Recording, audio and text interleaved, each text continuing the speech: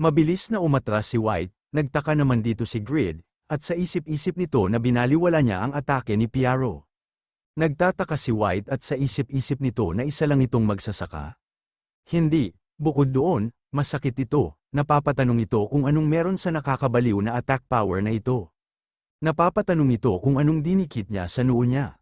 Isang araro ba yon? Sinasabi ni Piaro na hindi niya akalain na kaya niyang tanggapin ito. Gusto niya bang subukang magtrabaho sa bukid? Pasugad na si White at sinasabi nito kung anong kalokohan ang pinagsasabi niya. Napapatanong ito kung sino siya, mabilis naman na block ni Piaro ang atake ni White, at sinasabi nito na isa siyang kamanghamanghang magsasaka na naglilingkod kay Duke Grid. Nag-counter-attack si Piaro at tinamaan ulit ito sa noo. Sa isip-isip ni White na hindi niya akalain na tatamaan siya sa parehong weak spot ng 2 beses. Ang lalaking ito, ang baliw na magsasaka ng Raiden na tinalo ang mga tao mula sa 7 Guild. Napapatanong ito kung totoo ba ang chismis na yon? Umatake ulit si White at naiwasan ulit ito ni Piaro, at sinasabi nito na nakikita niya ang mga suntok niya, at masasabi niyang may talent siya sa pagsasaka. Sumisigaw at sinasabi ni White na tumahimik siya. Napapatanong ito kung ano ang kinalaman ng mga suntok sa pagsasaka. Tinatanong ni White ang mga kasama niya kung ano ang ginagawa nila. Kunin nila ang siraulong ito ngayon din, nakikita ni White na binubugbog na pala nila ang mga kasama nito, at may mga nagsasabi na walang entrance ticket, hindi siya pwede dumaan. May isa pang nagsasabi na teka lang, nandito si Faker, nandito sila. Mag-ingat ang lahat, sinasabi pa ng isa na hindi siya makadaan. Malakas din yung one-eye na lalaki, mag-ingat siya. Ginamit ni Azmathel ang Spark Sword, at nagsisigaw sila sa pinsala. At batid ng isa na mag-ingat sa NPC na pinangalanang Azmathel. Siya ay hindi kapani-pani walang malakas, may tumatawag kay White at tinatanong nito kung ano ang ginagawa niya. Tigilan niya na ang paglalaro sa NPC na magsasaka na yan at lumapit na siya dito. Nagdala sila ng magsasaka, tapos isang sundalo lang itong si Azmathel. Pero masyado siyang malakas, napakunot naman ang noo ni Azmathel sa narinig niya, na isa lang siyang sundalo. Sa isip-isip ni White na hindi siya makapaniwala dito. Sila ay nauubos ng ilang member ng Overgeared, ang sitwasyon ay mabilis na nagbago. Para makabawi sila, kailangan niyang kunin ang ulo ni Grid. Inatake ni Piaro sa likod si White at tinatanong nito kung saan siya pupunta, at kung may nag-aalok sa kanya ng trabaho, ang pinakamaliit na magagawa niya ay tanggapin niya ito o hindi. Biglang napunit ang damit ni White at naging baboy ito. Ginamit niya pala ang weight increase, may lumabas na system na nagsasabi na ang iyong timbang ay pansamantalang nadagdagan ng 10 beses. Habang tumatagal ito, maaari mong inutralize ang pag-atake ng kalaban at gawing 10 metro ang layo ng umaatake sa iyo. Lumipad si White at sinasabi nito na inalis niya na ang nakikialam. May naramdaman si Grid at biglang bumagsak si White sa lupa, at sinasabi nito kay Grid na samahan niya ang kapatid niya sa daan pabalik sa totoong mundo. Mabilis naman nagpalit si Grid ng Bram Boots, at ginamit nito ang Fly. Nilabas ni Grid ang mga God Hands at sinuot nito ang Ring Absurdity, na nakuha niya kay Black, at sinasabi nito na dahil kaya niyang labanan si Regis at Piaro. Pagkatapos ay mayroon lamang isang paraan ng pakikitungo sa kanya. Huwag kalimutang magpasalamat sa kanyang nakababatang kapatid na babae. Ginamit ni Grid ang Magic Missile, gamit ang mga God Hands, parang umuulan ito ng mga laser beam. Sa isip-isip ni White na yan ang singsing na grind ni Black. Ang lakas ng loob niya na gamitin ito, naglagay siya ng maraming item ng magic resistance, kaya bakit napakasakit ng ganitong mababang rank na magic? Sumisigaw at sinasabi ni White kung lalaki talaga siya, halika dito at labanan niya siya ng patas, duwag siya. Tinatanong ni Grid kung bakit at hindi ba ito marunong lumipad. Marami siyang mamahaling gamit di ba? Kailangan niyang pumunta agad at kunin ang mga yon. Sinasabihan ni Grid si Piaro na malapit na mamatay si White. Kung nakalaglag siya ng isang item, huwag niya itong kalimutang kunin. Sa isip-isip ni White na ang bastard na ito, ang lakas ng loob ng taong ito na gawin siyang laruan. Sinasabi ni White na ito ay isang bagay na hindi niya pa naipakita. Tingin ni Kraugle bilang isang karangalan, bigla na lang ito nawala, napunta na pala ito sa taas, at ginamit niya ang Fat Burn. Sa isip-isip ni Grid na nakatakas siya sa magic missiles. At tumaas ang kanyang bilis at kakayahan sa paglukso. Sinasabi ni White na sa sandaling matanggap niya ang sipa na ito, ang kanyang katawan ay mahahati sa dalawa. Sa isip-isip ni White kung mananatili pa siya, mapuputol siya patayo, kung makapag-dodge siya, pagkatapos ay mapuputol siya ng paalang. Ito ang kanyang pagpipilian, batang bukid, umatake si Piaro sa likod, at ginamit niya ang fated to perish. At batid nito na ang lakas ng loob niya na magsalita sa Panginoon niya ng ganyan. Sinasabi ng system na namatay ka na, sinasabi ni Greed na ang kanyang pagmamanipula sa timbang at bilis ay naging mahirap sa kanya upang mahuli. Sila ay abala, kaya ito ay mas mahusay, sinasabi ni Piaro na sa kasamaang palad ay hindi siya makatiis ng higit sa isang hit. Sinuot ni Greed ang ruler's cloak, at sinasabi nito na good job, guys. Mayaman ang mga taong ito, patayin silang lahat at kunin ang kanilang mga gamit. Magfiesta sila, sinasabi ng mga Blood Carnival members na namatay si White dahil sa araro ng kamay. Sumisigaw ang isang Blood Carnival at sinasabi nito na isang araro lang. Tumakbo na sila, sinasabi ng lalaki na una, si Katz. At pagkatapos dumating ang mga tao mula sa Overgeared, at ang mga Blood Carnival ay mabilis na matay. Tinatanong ni Knox kung bakit siya nagsasalita na parang wala siyang pake. Sa pamamagitan nito, ang mga spy na kinuha nila ay wala ng silbi. Pero pakiramdam niya lumakas ng sobra ang Overgeared. Kailangan nilang ipaalam ito sa kanilang Panginoon at sugurin sila habang kaya pa nila ang mga ito. Sinasabi ni Scott na napagpasyahan ni Hang Nim na ang paghahari sa pangkat ng NPC ay mas epektibo. Hindi naman siguro siya magiging interesante kay Greed sa ngayon. Ang NPC na nakuha nila ilang araw na ang nakakaraan, ang Donex, ay may potensyal na lumago gaya ng magsasaka na yon. Hindi na kailangang mag-alala, dahil na-ascertain nila ang lakas ni White at Black Sister at Overgeared, let's head back. Sinasabi ni Scott sa mga taong isda na magtago lang sila. Malapit na itong matapos, sinasabi ni Knox na manatili pa sila dito ng kaunti pa. Gusto niyang kalabanin si Faker, sinasabi ni Scott na kailangan na nilang lumabas ngayon. Kung magtatagal pa sila dito, haarangan ng Overgeared ang daan palabas. Hindi mahalaga kung anong guild ang maaari nilang harapin mamaya, hindi sila matatalo. Ang taong pinaglilingkuran nila ay isang taong naglalayong maging emperor. Siya ang ruler of the battlefield, ang War of God na si Mr. Ares. May nagsasalita at sinasabi nito na bastard siya, hanggang kailan siya makikialam sa negosyo ng iba.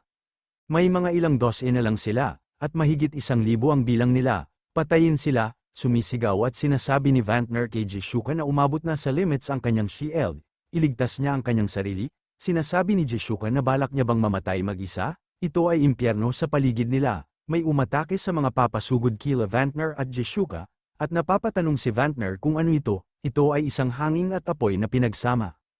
Ito pala sila Zednos at sila Elia, sinasabi ni Zednos na kara-rating lang nila. Marami talaga sila, napangiti naman sila Vantner at Jishuka. Nang nakita nila sila Zednos at la Elia, tinatanong ni Jishuka kung hindi ba siya naghahanda para sa isang concert at isang bagong album. Kailan siya naging malakas, sinasabi nila Elia na nag-practice siya kasama si Zednos. Sumisigaw at galit na sinasabi ni Vantner na hindi ito ang panahon para tumawa. Isang wave ng mga kalaban na nakakumpleto ng third advancement player ay paparating na. Inatake ni Greed ang kumpol na mga kalaban at ginamit nito ang Transcend.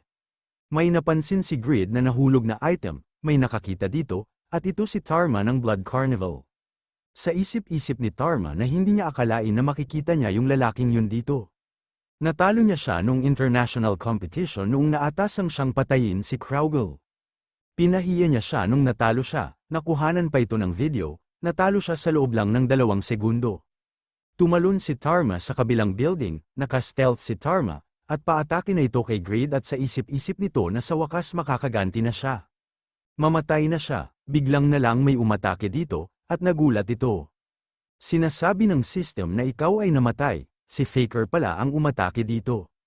At napantanto lang niya na si Faker pala ito, may nakita pa si Greed na isang item at nagtataka ito kung kanino ang item na ito. Hingal na hingal si Euphemina at tinatawag nito ang pangalang ni Greed. Sinasabi ni Euphemina na dumating ang suporta ng mas mabilis kaysa sa inaasahan, nag-aalala siya na baka walang laman na warrior ang Riden. Maaari nilang iwan ang battlefield sa iba, dapat nilang bilisan ang pagpunta at salubungin ang Water Clan King. Sinasabi ni Greed na baka tama siya, nandito si Lowell. Hoy, tara na at salubungin nila ang Water Clan King. Sinasabi ni Lowell na oo, ngayon na ba? Ngunit mayroon pa ring 1,000 mga kalaban. Sa tingin niya ito ay masyadong maaga, sinasabi ni Euphemina na mula nang mawala ang prinsesa, ang hari ng Water Clan na si Maxong ay minsan lang lumalabas sa bawat 3 araw. Kaya naman kung hindi sila makarating sa tamang oras, kailangan pa nilang maghintay ng 3 araw. Sinasabi ni Lowell na ngunit gayon pa man, hindi niya kayang iwan ang lahat dito. Sa isip-isip ni Grid na sa huli, ang dapat nilang kausapin ay ang hari. Dapat itong malaman ni Lowell, ngunit nag-aalala siya sa kanyang mga kasamahan sa kabila nito. Matured na siya masyado, sinasabi ni Grid na ayos lang. Na-cleared niya na ang karamihan sa mga third advancement na tumatambay sa labas. Inatake ni Asmothel ang mga Blood Carnival, at napapasigaw ito at sinasabi nila na isang sundalo ang umatake sa kanila. At napapatanong pa sila kung paanong ganito kalakas ang isang magsasaka at sundalo. Anong meron sa Riden? Napalingon naman dito si Vantner at binabanggit nito ang pangalang ni Asmothel. Sa isip-isip ni Asmothel na sa wakas ay binigyan siya ng pagkakataong mag-shine ng Panginoon. Hindi niya akalain na tritratuhin siya na parang isang sundalo. Sinasabi ni Asmothel na manatili siya sa likod niya at huminga. Sinasabi ni Vantner kung ganito siya kalakas, bakit hanggang ngayon nakatali siya sa training ng mga sundalo. Sa isip-isip ni Grid na isang kakaibang katangian, ang skill na great talent motto race late, at ang determination of the number 2. Hindi niya akalain na mas uunlad pa siya pagkarating niya sa Riden. Nakangiting sinasabi ni Grid na ang pangatlong pinakamalakas, bago sa kanya at kay Piaro. Siya ang isang taong maaasahan niya. May lumabas na notification na nagsasabi na ang determination of the number 2. Kumikilos kapag naramdaman niyang kailangan niyang patunayan ang kanyang sarili. Ang mga bagong kasanayan ay nabuo, at ang lahat ng mga istatistika ay permanenteng tumaas. Sinasabi ni Asmothel na siya ay maaaring maging isang sundalo lamang, ngunit yun din ay isang maluwalhating trabaho. Siya si Asmothel, ang magpapatunay sa kanyang halaga bilang sword ng Panginoon sa battlefield na ito. Sinasabi ni Grid na nandito na ang kanyang Magic Knights captain ng Overgeared. Maaari na nilang iwanan sa kanya ang lahat, at umalis na sila. Sinasabi ni Euphemina na may 3 anak si Maxong, na sila Paong, Nuong at si Gulong. Bukod kay Nuong, ang tamad na pangalawang prinsipe, ginagawa ng iba ang lahat para protektahan ang kanilang uri. 5 taon na ang nakalipas mula nang mawala sa kanya si Oh-hong, ang pinakamamahal na bunsong anak.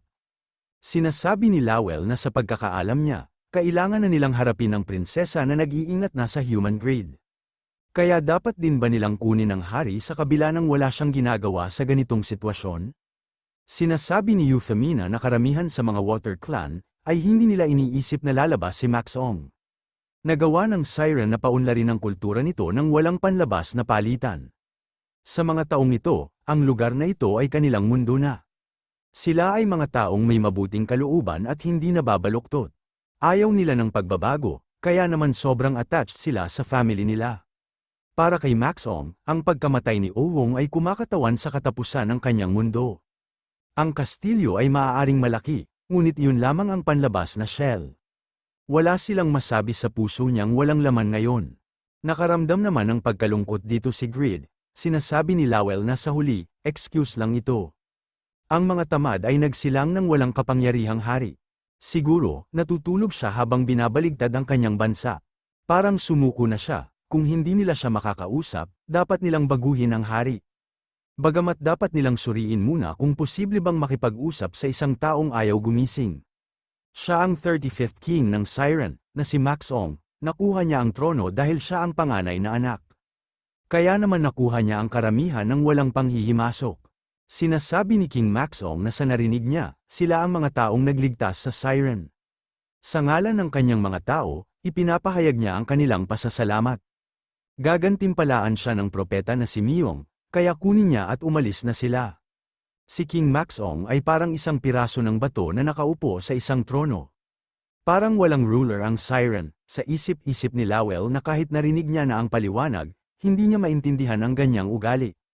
Magagalit si Mr. Grid, dapat niya siyang babalaan at bigyan ng payo. Sinasabi ni Grid na itayo niya ang kanyang matabang puwet, lumuhod, at pagkatapos ay sabihin ang mga salitang ito. Salamat sa pagliligtas sa amin, sinasabi ni Lowell na Mr. Grid. Malapit na sila magkakampi, pakiusap, kausapin niya siya ng mas magalang. Sinasabi ni Grid na binago niya ang kanyang opinyon pagkatapos tumingin sa kanyang mga mata. Isa siyang sira at walang kwentang tao na hindi man lang karapat-dapat kausap. Ang Siren ay may karapat-dapat sa isang mas mabuting hari. Umalis siya sa trono, pagsisilbihan siya ng Siren, kapag hindi niya tinanggap, sisirain niya ang lahat. Sinasabi ng king na si Max Ong na bulag ba siya sa kapangyarihan ng karagatan? Siya ang hari ng Siren at ang kinatawan ng karagatan. Kaya niyang yakapin at lamunin ang lahat, isa siyang dapat pagsilbihan. Hindi siya maglilingkod kahit kanino, may lumabas na notification na nagsasabi na ipinapakita ni Max Ong ang Water Clans King's angry. Sa tinig ng hari na pinili, isang pakiramdam ng dignidad at lakas ay matatagpuan. Sapat na lakas upang hatiin ang mga dagat, nagdusa ka ng panloob na pinsala. Ang iyong kalusugan ay patuloy na bababa, water resistant -50%, speed -20%, oras ng cooldown ng kasanayan +20%. Isang malaking tsunami ang nagdulot ng abnormal na mga epekto sa katayuan ng fear, confusion. Sinasabi ng system na nilabanan niya ang lahat ng epekto. Sa isip-isip ni Grid na siya ang unang nagalit sa kanya, pero biglang nag-raid. Nakakabaliw na pinsala na hindi man lang maiiwasan. Masasama sa alon si Lowell at Euphemina, dapat niya silang protektahan. May biglang lumitaw na isang malaking sanga, nagtataka at sinasabi ni Grid na Euphemina, kaya niyang labanan ang mga abnormal status effect. Sinasabi ni Euphemina na marami siyang inihanda bago pumunta sa Siren. Mayroon siyang bagong quest, ibabahagi niya ito, may lumabas na notification ang Water Clans King, Hidden, isang chain quest ng Approaching Collapse Hidden. 5 people maximum, si Max Ong, na nagsara ng kanyang damdamin matapos mawala si Prinsesa Oh Hong, ay naging malaya muli dahil sa galit, hindi pa siya natatalo sa laban simula ng ipanganak.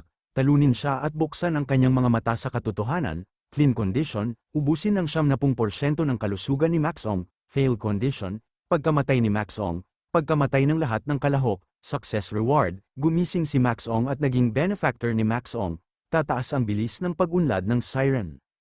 Sa isip-isip ni Lowell na isang hidden chain quests, sinasabi ni Grid na teka lang, tinatrato bilang isang benefactor pagkatapos magising ang zombie na yun. Ito ang gantimpala para sa pag-clear ng isang nakatagong chain quests. Sinasabi ni Lowell na ipinapakita lang nito kung gaano kahalaga ang NPC na ito, kung kaya nilang samantalahin ang sitwasyong ito. Sa isip-isip ni Lowell na na-activate ito dahil sa pakikipag-ugnayan ni Grid sa NPC. Normal na NPC, siya ay isang NPC na kumakatawan sa isang buong species. Hindi niya akalain na kailangan na nilang harapin siya pagkatapos ng pakikipaglaban sa Blood Carnival. Ito ang pagkakamali niya. Para magtagumpay, kailangan nilang ng lakas ni Piaro at Asmafel. Ngunit pagkatapos, kailangan nilang isuko ang kanilang mga kasamahan. Sinasabi ni Grid na si Piaro at Asmafel ang titira doon, kaya yung iba ay hindi pwedeng masaktan kaya huwag niyang sisihin ang kanyang sarili.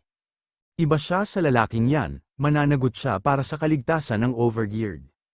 Umatake na si Max Ong, at sinasabi nito na huwag niyang dungisan ng maruruming salita ang karagatan niya. Sinasabi ng system na nakakaranas ka ng 7,800 na pinsala. Sa isip-isip ni Grid na sa kabila ng pagsusuot ng Holy Light Equipment Set, nakaranas pa rin siya ng 7,800 pinsala sa isang pag-atake. Maraming beses na mas malakas siya kaysa sa Drake, tinamaan ulit si Grid ng pag-atake, at sinasabi ng system na nakakaranas ka ng 5,900 na pinsala. Umatake na din si Lowell at sinasabi nito na ang lakas ng loob niya na saktan ang kanyang Panginoon.